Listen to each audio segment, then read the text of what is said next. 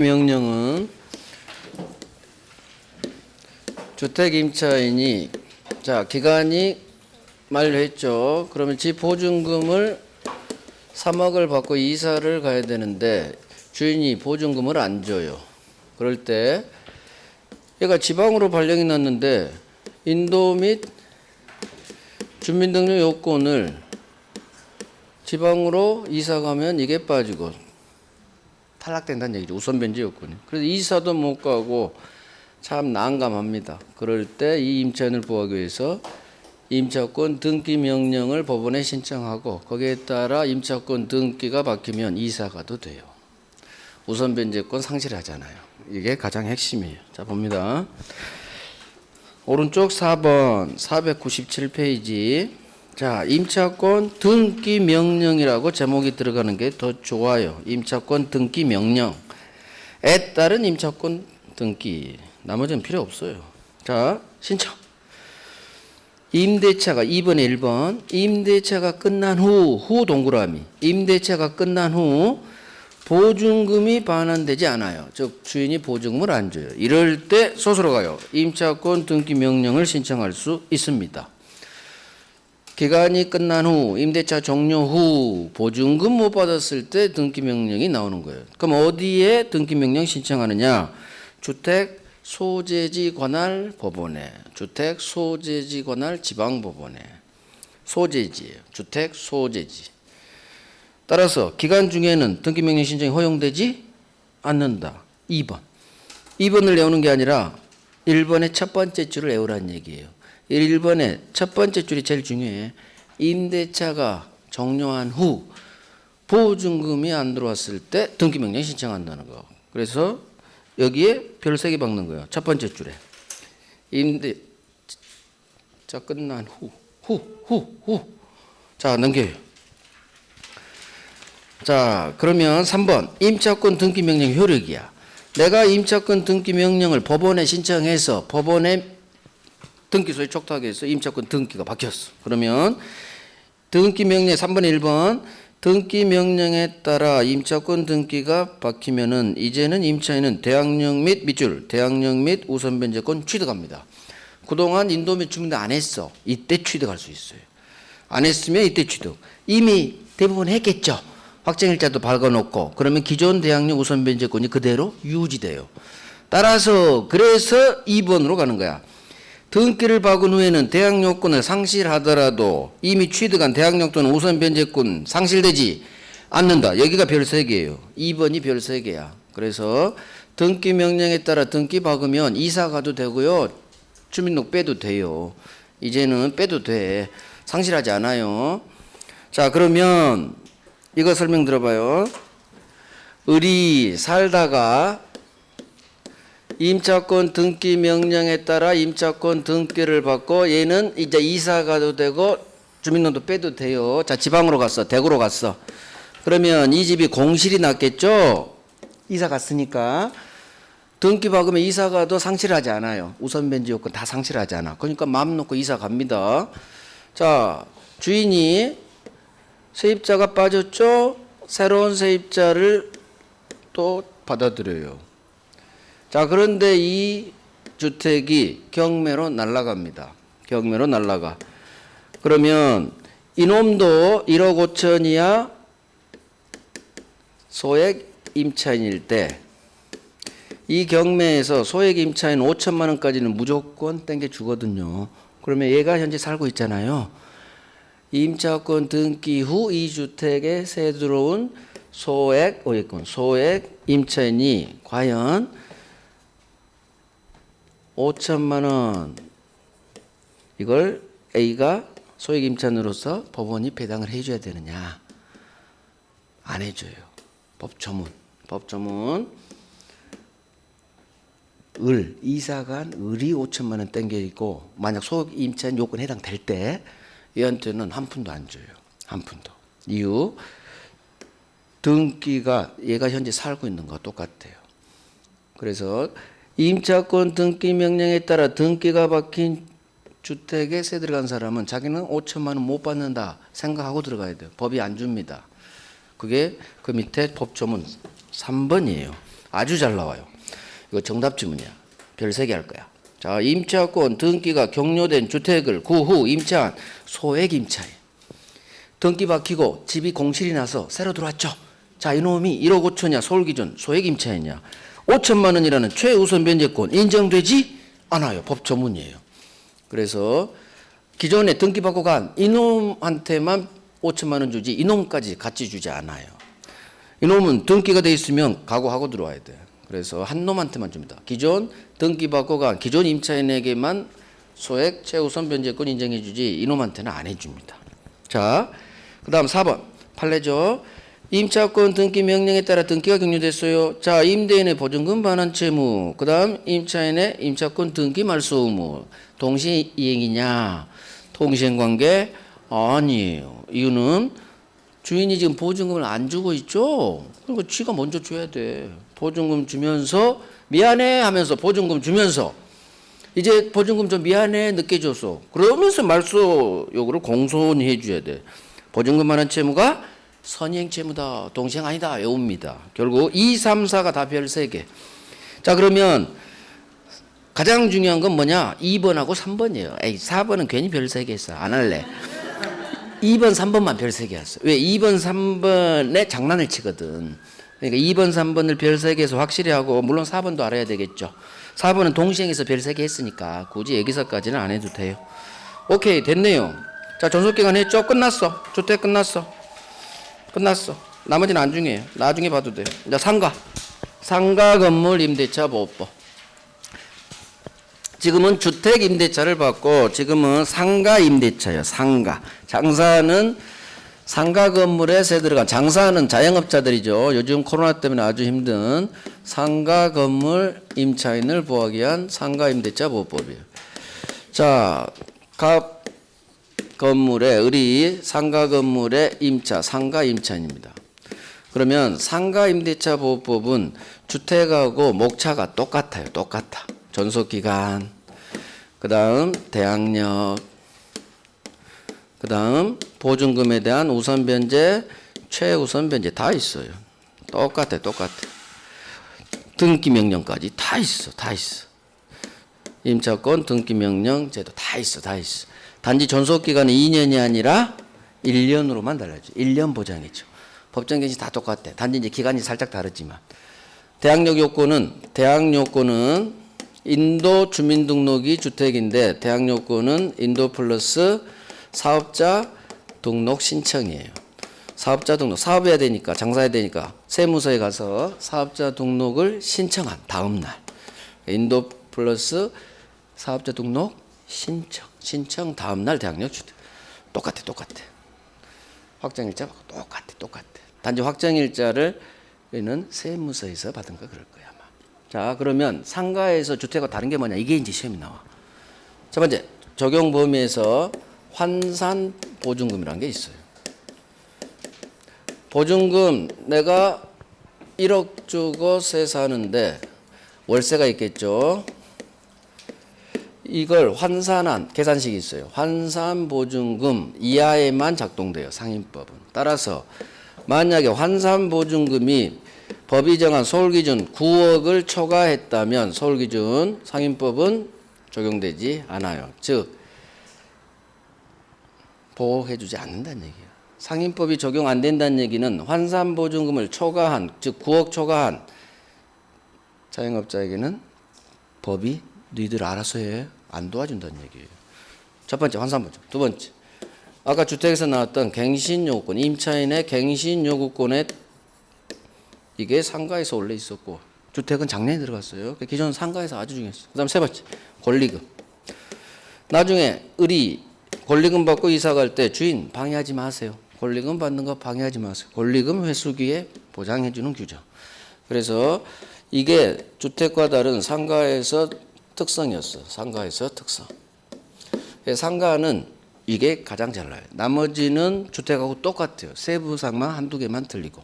그래서 상가는 이 세 개를 먼저 잡는 거. 환산보증금, 갱신요구권, 권리금. 이 제도 세 개. 자, 봅니다. 상가 건물 적용 범위. 상가 건물은 상가 임대차 보호법 어디에 적용되느냐? 제목 봐요. 목차. 이번에 1번. 상가 건물에 작동되는데 이 상가 건물은 사업자 등록 대상이 되는 상가 건물입니다. 그래서 내용 1번 상임법은 사업자 등록 대상이 되는 상가 건물 임대차에 적용합니다. 자, 오른쪽 3번 법인은 적용됩니다. 주택하고 다르죠? 장사하는 사람 회사 많잖아. 그래서 주임법에는 법인이 적용 안 되지만 주임법은 작동 안 돼. 하지만 상가는 법인 작동됩니다. 잘 안 나와요. 그다음 5번 마찬가지 잠시 사용 임대차는 마찬가지 상임법도 작동되지 않아요. 적용하지 않습니다. 일시 사용 임대차 되게 잘 나와요. 자, 이제 2번이 중요하다는 얘기지. 일정 금액 이하 보증금에만 상임법이 적용돼요. 그래서 거기 1번에 1번. 자, 상가 건물이라도 환산 보증금을 초과하는 임대차에는 상임법이 적용되지 않아요. 자, 그러면 환산 보증금은 자, 이제 설명 들어봐요. 환산 보증금은 월세가 1,000이다. 1,000만 원이다. 강남 을이 강남역 근처에 삼겹살 집을 하려고 세를 받습니다. 보증금 1억에 월세 1,000이래요. 그러면 보증금은 1억이지만 환산 보증금은 이 보증금만으로 계산한 게 아니라 월세를 가산해서 합니다. 보증금 1억 더하기 월세 곱하기 100입니다. 환산 보증금은. 그러면 1,000에 100 곱하면 10억이죠. 1,000만 원 1억 10억. 그러면 11억이 환산 보증금이에요. 그러면 서울 기준 9억을 초과했죠. 그래서 이 자영업자는 법의 보호를 받지 않아요. 그래서 강남에 있는 자영업자들은 거의 상임법 작동 안 됩니다. 거기는 월세가 다 1,000 이상입니다. 대부분이. 그래서 환산보증금 이하. 그럼 법은 왜 환산보증금이라는 제도를 마련해서 환산보증금 이하에만 보호해주고 환산보증금을 초과하는 사람은 보호를 안 해주냐? 적용 안 된다는 얘기는 보호를 안 해준다는 얘기예요. 그 자영업자들은. 이유. 환산보증금을 초과한 임차인을 부자로 봐요. 부자로. 당신들은 우리가 도와줄 영세 상인이 아니에요. 그렇게 판단한 거야. 그러면 여기서 강남역에서 삼겹살집만 이분이 부자인가? 부자야? 보증금 1억 간신히 마련해놓고 월세 1,000 감당하느라고 자기한테 남는 게 한 달에 200도 안 되는데 월세가 지 돈인가? 주인 돈이야. 건물주한테 그건 가죠. 자기 수입이 아니야. 즉 제 생각은 환산 보증금 산 시간은 보증금 더하기 월세 곱하기 100이 저는 잘못됐다고 봐요. 왜? 월세는 임차인 돈이 아니지. 건물주 돈이지. 근데 왜 얘가 부자야? 월세가 높으면 환산 보증금이 다 넘어버리는데. 보증금을 더 가중치를 둬야 돼요. 보증금을. 그러면 보증금 몇 억 있으면 지 돈이니까 그래도 부자 소리 듣지만 월세가 너무 비중이 커. 그러면 모든 강남 월세가 1,000이니까 보증금 1억이어도 이 사람은 보호를 못 받아요. 강남에 살고 있는 모든 김밥집도 물론 김밥집 2,000은 아니겠지만 대부분 못 받아요. 어찌됐든 환산보증금을 초과하는 서울기준 9억을 초과하는 사람은 우리 법을 만들 때 부자로 봐서 안 도와줘도 되겠다. 그렇게 입법 판단을 한 거예요. 어찌됐든. 그래서 환산보증금 산식 보증금 더하기 월세 곱하기 100 그러면 환산보증금이 나오고 이 환산보증금 이하에만 작동되고 초과하는 경우에는 적용되지 않아. 그러면 모든 상임법 규정이 여기 있는 쭉 있는 게 다 작동한대. 우선 변제 받을 수 없어. 자, 날라갔어. 내가 삼겹살집 하고 있는데 나 11억 보완되죠? 따라서 경매에서 보증금 대항력권 확정일자 갖춰봤자 뭐 할 거예요? 갖출 필요도 없어. 우선 변제 행사할 수 없다. 최우선 변제할 수 없다. 등기 명령 신청할 수 없다. 기간 1년 보장인데 이것도 보장 안 돼요. 다 작동한대. 다 안 돼. 그래서 강남 사는 사람들은 중간에 건물주가 바뀌죠. 쫓겨갑니다. 기간 보장 없어. 말 잘못했어. 그건 대항력이고 1년 보장 안 해줘. 1년 보장 안 해줘. 6개월 하면 6개월이 유예예요. 그래서 1년 보장된다는 저것도 작동이 안 돼.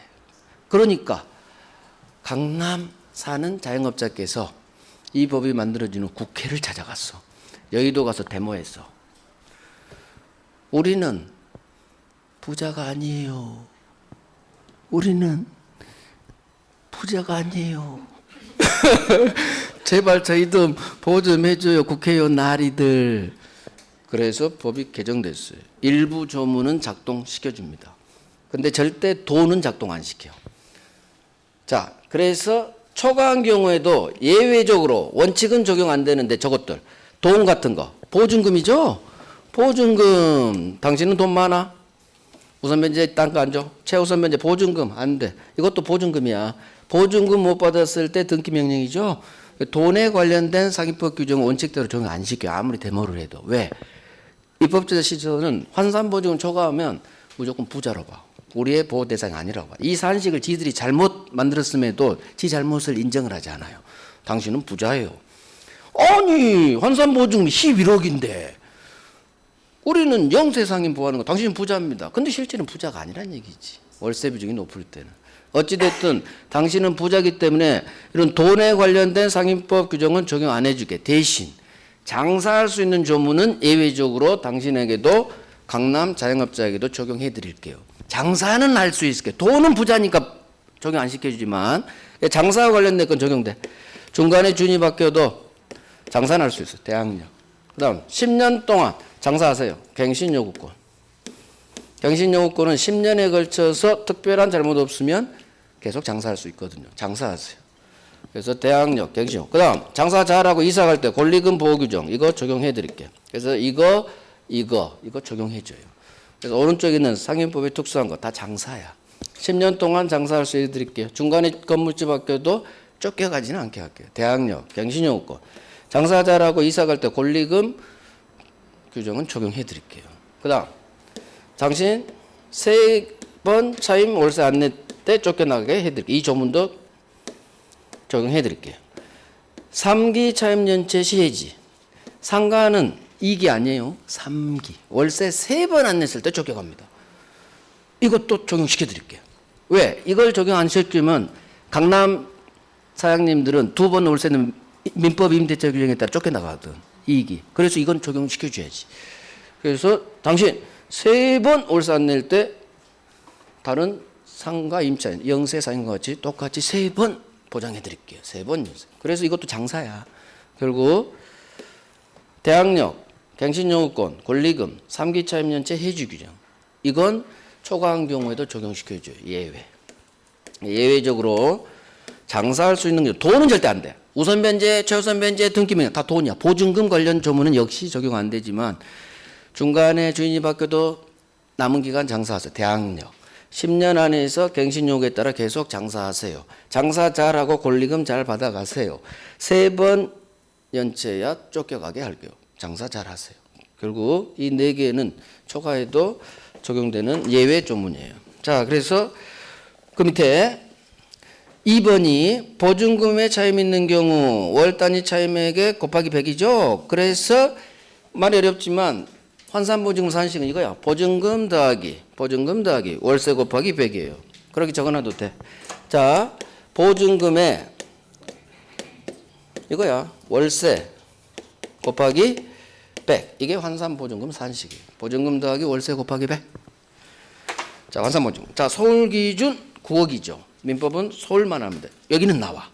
주택은 돈 하나도 안 나오지만 상가는 9억이 나옵니다. 그래서 서울 기준 9억 알아야지 문제를 풀 수가 있어요. 그래서 서울은 9억 초과하면 적용 안 됩니다. 서울 기준 9억. 자, 넘깁니다. 그런데 초과에도 예외적으로 적용되는 법 조문이 있어요. 그게 이제 밑에 내용으로 봐요. 밑줄 대항력, 장사, 갱신요구권, 장사, 권리금, 장사 잘하고 권리금 잘 받고 가세요. 장사, 3기 차임연체 해지, 장사 적용됩니다. 장사할 수 있는 법조문 4개는 작동돼. 민법은 표준계획서는 안 나와요. 중개사법은 하셔야 돼. 그래서 여기가 별 3개입니다. 환산보증물 초과에도 장사할 수 있는 이 4개, 5개 조문. 여기다 하나가 더 늘어났어요. 법이 몇 달 전에 바뀌어서. 그건 제 요약집에서 설명해 드릴게요. 코로나 관련 조문이 하나 생겼더라고. 자, 대항력권은 인도 플러스 사업자 등록 신청입니다. 그 다음 날부터 법조문. 그래서 내용 보죠. 건물 인도 1번 오른쪽 사업자 등록 신청 다음 날 오전 0시부터 대항력이 생겨요. 자, 사업자 등록 신청이지. 첫 번째 맨 오른쪽 신청이지. 사업자 등록 중 교부 받은 다음 날 아니에요. 이렇게 장난쳐. 교부라고. 아니야. 신청이야. 신청. 오케이. 넘깁니다. 넘겨요. 우선 변제, 최우선 변제 다 똑같아요. 볼 거 없어요. 넘겨요. 이제 기간 가봐요. 기간 512페이지. 기간은 아까 주임법에서 봤던 2년을 1년으로 바꿔버리면 돼. 기간을 정하지 않았어요. 1년 미만을 정했어요. 1년 보장해 줍니다. 상임법은 원이에요. 원. 다만 똑같죠. 임차인만큼은 6개월로 정했을 때 6개월로 정한 기간이 유효함을 주장할 수 있다. 임차인만 똑같아. 이 양도. 자, 오른쪽. 이제 묵시갱신 봐야지. 밑에 2번 묵시갱신, 법정갱신. 자, 기간 만료 전 6달 전부터 한 달입니다. 여기는 한 달이야. 주임법과 달라요. 한 달 사이에 주인한테 아무 연락이 없어요. 그러면 법정갱신. 마찬가지 법정갱신 기간은 다시 1년 보장. 원이에요. 거기는 투. 여기는 원 1년. 또 똑같아요. 2번. 임차인만큼은 언제든지 해지 통고를 하죠. 여기는 또 법 잘 만들어놨어. 해지 통고. 언제? 통고 받은 날부터 주인 통고 받은 날부터 3개월 후 해지 여력 발생. 법을 잘못 만든 거야. 통고로 해줘야 돼. 왜? 알릴 거니까. 그러니까 거기 지자를 해지 통지라고 했잖아요. 고로 이해하고 읽으면 돼요. 법을 거기가 잘못 만든 거야. 통고로 해야 돼. 통고제도니까. 일정 시간 지난 후 해지되는 걸 용어가 법적 용어가 통고거든. 알려줘야 되니까. 결국 여기 전체 1년 전속기간 1번 별 3개 묵시갱신 별 3개 기본적으로 잘 나와요. 1번 2번 별 3개야. 그래서 주택도 잘 나오고 상가도 여기 잘 나와요. 별 3개야. 자, 이제 오른쪽 갱신요구권이 아주 중요하죠. 자, 갱신요구권 법조문이 없죠. 자, 임대인은 기간 만료 6달 전부터 한 달 전, 상가는 무조건 6달 전부터 한 달이에요. 법정갱신이든 갱신요구든. 자, 6달 전부터 한 달 전에 주인한테 갱신 한 번 더 갑시다. 갱신 요구했죠. 주인은 정당한 사유 시를 거절하지 못해요. 그래서 특별한 사정 없으면 10년 동안 장사할 수 있다는 얘기예요. 그러면 언제 거절할 수가 있느냐? 자, 1번 상가는 무조건 3기로 나옵니다. 임차인이 3기 차임 연체했을 때 3기 차임 연체 3개 동그라미 빵 하시고 3번 월세 못 냈죠? 해지 사유거든요. 마찬가지 거절 사유예요. 그래서 거절할 수 있다로 끝나. 당신 3번 월세 못 냈으니까 방 빼세요 할 수 있다. 거절할 수 있다. 여기 별 3개 3기 차임 연체 별 3개. 그 다음 페이지 5번 임차인이 고의 또는 중과실로 건물을 파손했네요. 자, 중과실 파손, 중과실에 동그라미 빵. 또 적어 경과실 파손은 거절할 수 없다로 끝나야 돼. 중과실 파손만 거절할 수 있는 거예요. 별 3개 중과실 거기가 별 3개야. 고의 또는 고의는 안 나와. 중과실밖에 안 나와요. 고의 또는 중과실 파손. 그 다음 7번이야. 똑같아. 건물의 맨 오른쪽 건물의 전부 동그라미 대부분 동그라미 전부 또는 대부분 철거 재건축하기에 점유 회복이 필요할 때 그래서 전부 또는 대부분 철거 재건축할 때만 거절할 수가 있는 거예요. 일부러 장난치겠죠. 3기를 2기로 장난치고. 그래서 이 3개만 알면 돼. 갱신요구권은 3기 차임 연체해지 2기 X 거절할 수 없어. 중과실 파손이지 경과실 파손 거절할 수 없다로 끝나야 돼. 없어요. 그 다음 전부 또는 대부분 철거지 일부 철거 X 거절할 수 없다로 끝나. 이렇게 장난치면 없고 이 문장대로 나오면 거절할 수 있고. 훈련 잘해요. 그 다음 이제 나오는 게 3번 서로 합의했어. 가불이 합의했어. 주인이 그래 세입자 미안하지만 방 좀 빼줘. 대신 내가 돈 왕창 줄게. 콜 합의됐죠? 합의하여 주인이 세입자에게 상당한 보상을 제공했네. 합의했죠? 돈 받고 저 이사 갈게요. 거절할 수 있어. 돈 받았잖아. 합의. 됐죠? 상당 보상. 이해하면 돼. 오지 말고. 4번. 아까 나왔죠? 임차인이 주인 동의 없이 무단전대. 잘못했죠? 잘못했으니까 거절 당해야지. 방 빼야지. 그 다음 6번. 건물의 전부 또는 일부가 멸실돼서 임대차 목적을 달성하지 못한대. 당연히 날아가 버렸죠? 그럼 거절할 수 있겠지. 목적 달성할 수 없으니까. 그래서 이 정도 나오는 거예요. 나머지는 흘러가고 장난친 데가 1번, 5번, 7번이에요. 3기 차임 연체, 중과실 파손, 전부 대부분 철거. 이 3개만 외우면 된다는 얘기요. 3개만. 나머지 다 외우지 말고. 나머지는 이해해버리면 돼. 합의해서 보상 받았어? 돈 받았군. 이사 간다는 얘기군. 거절할 수 있다. 무단전대했어? 잘못했네. 거절할 수 있겠지. 멸실됐어? 거절할 수 있겠지. 오케이. 범위 별 3개, 3번에 별 3개. 계약 갱신 요구권은 최초 기간 포함한 전체 임대차 기간이 10년을 초과하지 않는 범위 내에서만 행사 가능해. 10년 동그라미 숫자 나와요. 최초 기간 포함한 이것도 장난치지. 우리 시험은 장난친 적 없지만 모의고사에서 장난쳐. 최초 기간을 포함한 전체, 최초 기간 포함한 전체 기간이 10년 범위 내에 있으면 장사할 수 있다. 자, 효력. 갱신 요구에 따라 갱신되겠죠? 그러면 똑같아. 전 임대차 동일 조건 다 시기야. 다 됐어요. 오른쪽 4번. 차임연체이지. 상가는 무조건 2기가 아니라 3자가 떠야 돼. 3자. 3기 3번 월세 못 낼 때 쫓겨갑니다. 주택은 월세 2번 못 내면 쫓겨 나갈 수 있지만 장사는 3기 3번. 즉 상가 임차인이 더 보호받는 거예요. 왜? 장사하느라고 시설 투자를 좀 했을 거 아니에요. 그래서 한 번 더 주택보다 일반 임대차보다 기회를 주는 거야. 만약 이거 5기로 하면 상가 임차는 더 좋겠지. 한 5기쯤 하면. 코로나 때는 3기 이거 엄청나게 피해봐요. 이 3기가 5번 연체하면 해주면 얼마나 좋겠어. 상가 임차인 입장에서는. 그래서 혹시 몰라 몇 년 후에 3기가 나중에 5기로 갈지도. 4기로는 안 가. 왜? 우리 숫자가 4자는 안 좋아해. 그러니까 3 아니면 5로 뛸 거야. 근데 5기로 하면 또 건물주들이 반대하지. 그러니까 아마 3기로 계속 갈 거예요. 그래서 3기, 상가는 무조건 3기 차임연체해야 해지 가능합니다. 기본이고. 자, 끝났어. 이제 권리금 가야지. 한 장 넘기셔서 권리금 517페이지. 자, 그러면 이제 을이 10년 동안 갱신 요구권 행사해서 10년 동안 장사할 수 있어요. 지가 뭔가 잘못하지 않은 경우 10년간은 장사할 수 있어요. 그러면 상인법에서 가장 좋은 제도가 뭐냐? 갱신 요구권이에요. 상인법에서 가장 좋은 게 갱신 요구권. 10년간은 보장해 주잖아요. 예전에는 5년이었어. 10년으로 바뀐 게 불과 3년밖에 안 돼요. 그래서 5년에서 배수로 확 뛰어줬죠. 그래서 문재인 정부 초기에 아마 나왔을 거예요. 10년으로. 그래서 갱신 요구권 제도가 가장 좋아. 자, 두 번째. 을이 이제 10년 동안 장사했어. 그러면 이제 주인이 갱신 안 해줄 수 있어요. 10년까지밖에 요구권이 없으니까.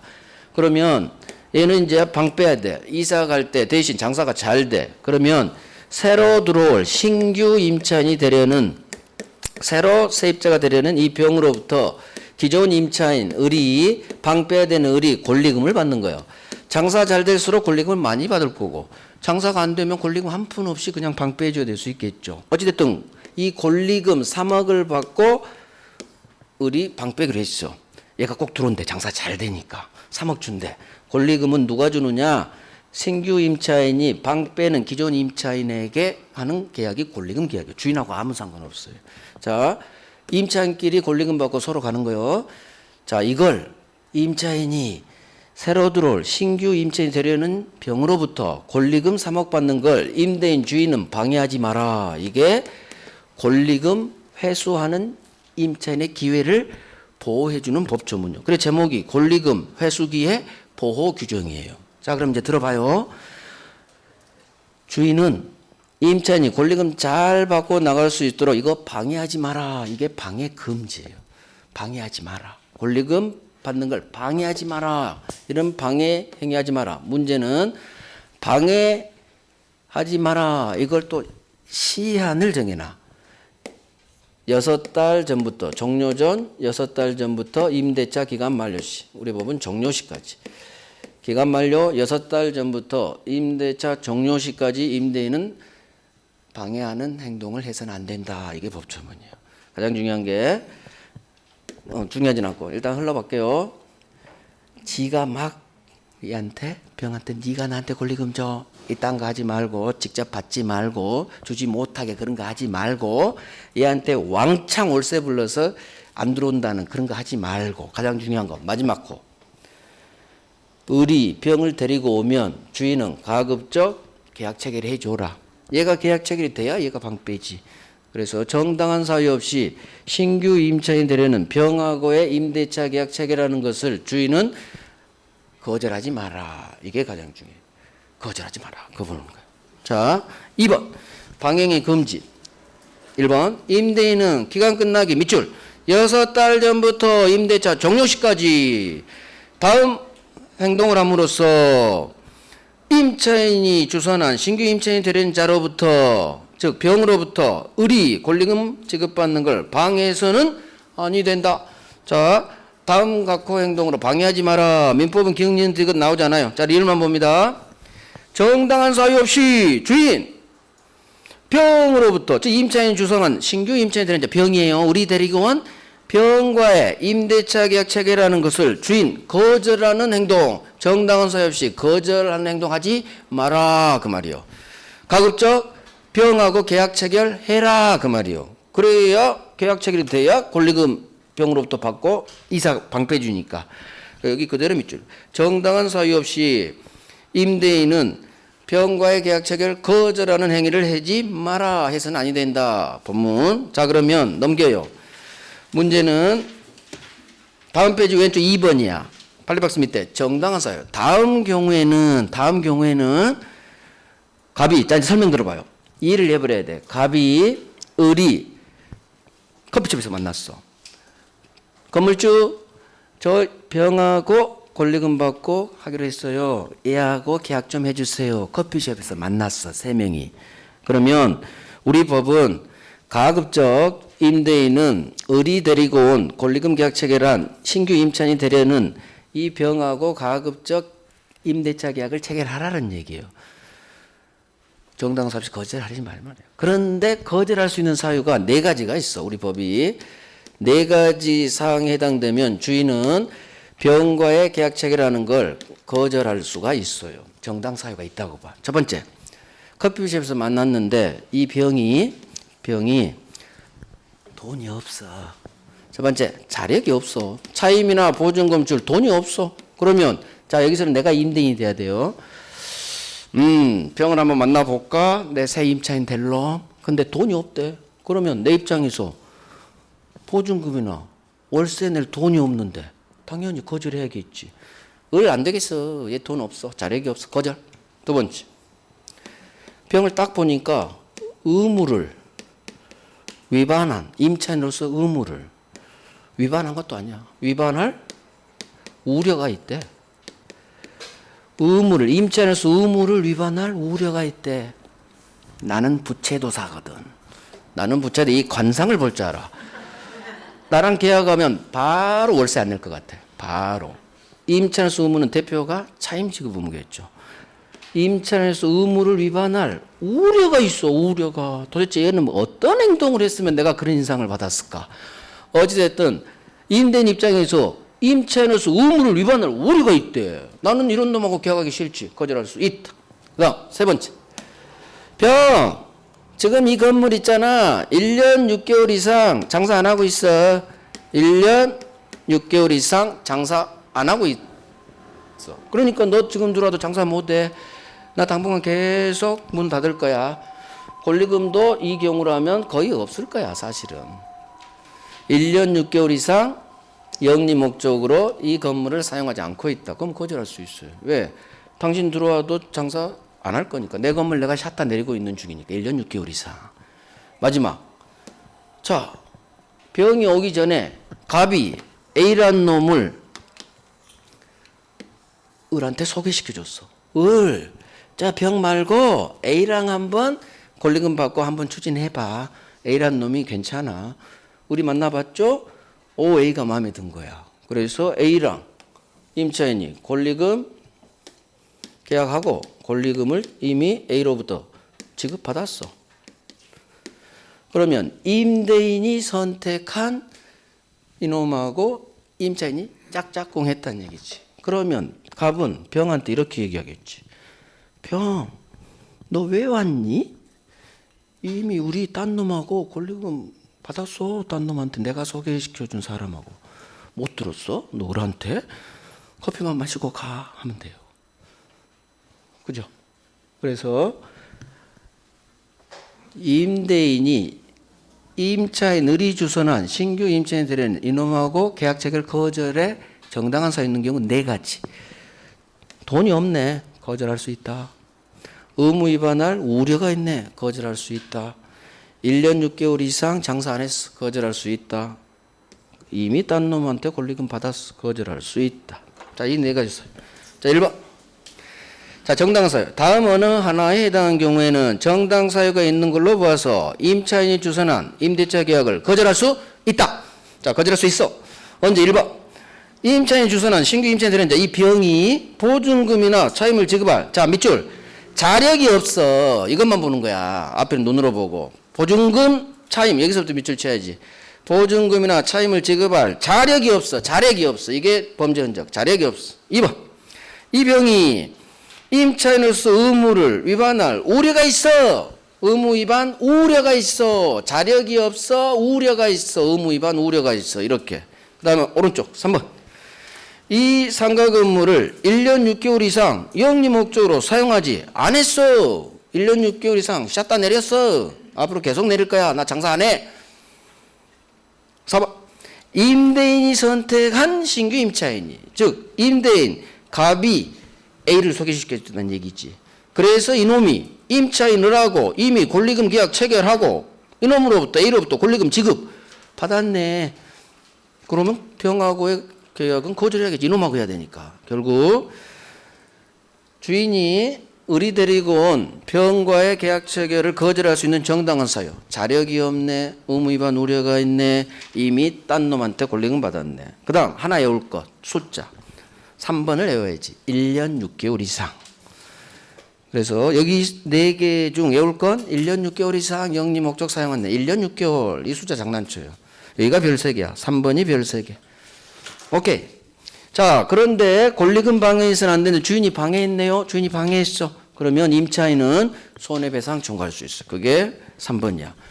방해했을 때 이 규정 위반에 대한 손해배상 청구할 수 있다. 손해배상 책임이 있다. 이게 1번이죠. 임대인이 방해 행위했다면 손해배상 책임이 있다. 문제는 2번이야. 자, 임차인은 하염없이 손해배상 청구할 수 있는 게 아니라 법이 임대차 밑줄 임대차 종료한 날로부터 3년 이내에 손해배상 청구해라 이렇게 규정해놔요. 그대로 옵니다. 임대차 종료한 날로부터 3년 이내에 손해배상 청구해라. 그대로예요. 첫 번째 보면 돼. 그렇지 않으면 시효 완성으로 소멸한다. 소멸시효로 규정합니다. 제적기간 아닌 그런 건 안 나와요. 그냥 종료한 날로부터 3년 별 3개 여기 별 3개 권리금은 여기 별 3개 1년 6개월 이 2개가 별 3개예요. 종료한 날로부터. 그럼 봐봐요. 그림으로 보면 권리금 그림은 이렇게 나와요. 주인이 권리금 받는 걸 방해해서는 아니 되는데 시점이 있어. 방해 금지기간 6달부터 종료시까지 방해하지 마라. 6달 장난쳐. 6달. 예전법이 3개월부터 종료시까지였거든. 그러니까 이거 장난쳐요. 6달부터 종료시. 그 다음 만약 방해했다. 손해배상 청구. 여기를 끌고 와. 종료시부터 3년. 종료시부터 임대차 종료시부터 3년 내에 손해배상 청구해라. 그렇지 않으면 소멸시효 완성으로 소멸시효로 날아가 버립니다. 결국 6달부터 종료시까지는 방해하지 마라. 방해금지기간. 손해배상 청구 기간은 종료시부터 3년. 6달 종료 3년. 6달 종료 3년. 종료한 때로부터 3년. 6달 전부터 종료시까지. 이렇게 이 숫자를 외우라는 얘기지. 그 다음에 1년 6개월. 권리금에서 외울 건 숫자밖에 없어. 숫자만 외우면 돼요. 이 숫자를 장난을 치거든. 특별법은 숫자 장난쳐요. 민법도. 자, 끝났어. 상가 끝났어. 자, 하나 더 보죠. 왼쪽 3번. 2번 봐야겠네. 자, 왼쪽 2번 8박스 중간사에 있는 거 있죠. 갱신 요구 거절 사유가 있는 경우에는 임차인이 권리금 받는 걸 방해할 수 있어요. 미친 조문이지. 자, 아까 3기 자임연체 중과실 파손 있죠. 거기가 8가지 사유거든요. 갱신 요구 거절했을 때는 방해도 된대. 법 조문이야. 나는 이해를 못하는 법 조문이야. 이게 법 조문이에요. 갱신 거절할 수 있는 아까 3기 자임연체 하면 거절할 수 있잖아요. 갱신 요구에 대해서. 그러면 권리금 이 방해 금지 조문을 적용시키지 않아 버려요. 그 얘기는 방해해도 상관없다는 얘기야. 참 이상한 조문이야. 아니 거기는 거기고 권리금은 권리금이지. 왜 같이 연동을 시키냐고. 3번 만약 연체했다고 해봐. 그러면 권리금 받고 나가는 걸 방해도 되냐고. 말이 되냐고. 그건 그거고 이건 이거지. 상가임대차법은 저는 참 잘못 만들어진 법이라고 생각해요. 이 조문도 마음에 안 들고, 그다음 의무 위반할 우려가 있다고? 어떻게 알아? 어떻게 알아? 의무 위반할 우려가 있는지 뭐 어떻게 행동하면 과연 이렇게 판단이 될까요? 법이 불확정적 요건 사실을 넣어보는 거예요. 이렇게 법 만드는 건 저는 이해를 못해. 어떻게 해야 의무 위반할 우려가 있을까? 미래인데 뭐 출인인 있고 오면 그러는 거야? 출인인 있고 오면 당신은 월세 못 낼 것 같은데 이 법조문도 이해를 못 하겠고, 그다음 환산보증금 산식 왜 월세 곱하기 100이냐고, 보증금 그 다시 가중치 둬야 된다. 즉 상가임대차법은 제가 볼 때는 좀 이해를 못 해. 어찌됐든 우리는 공부해야 되니까. 자, 갑니다. 이제 집합건물법. 아이고 시간이 됐어. 쉬어야지 뭐.